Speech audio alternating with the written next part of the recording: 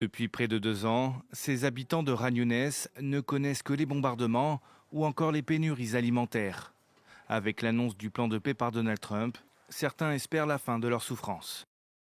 C'est un plan adapté aux Palestiniens, au moins pour mettre fin au bain de sang à Gaza, pour stopper la destruction de la ville de Gaza et pour sauver ce qui peut encore l'être.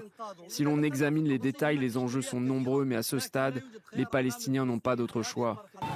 Mais certains restent sceptiques et regardent d'un œil critique ce plan.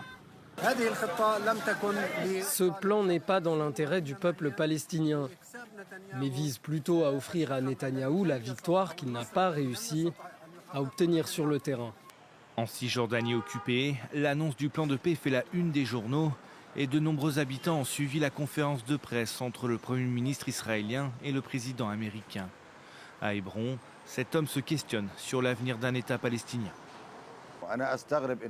Plus de 150 pays ont reconnu le droit des Palestiniens, leur droit à l'existence.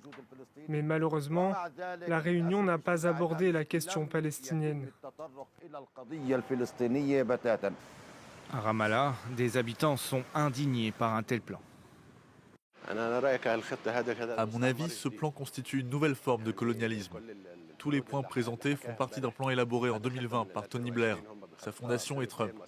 Il s'agit d'une nouvelle colonisation de la Palestine sans reconnaissance d'un État palestinien.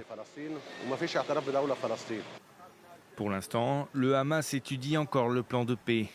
Si le groupe islamiste le rejette, le président américain lui promet une fin funeste.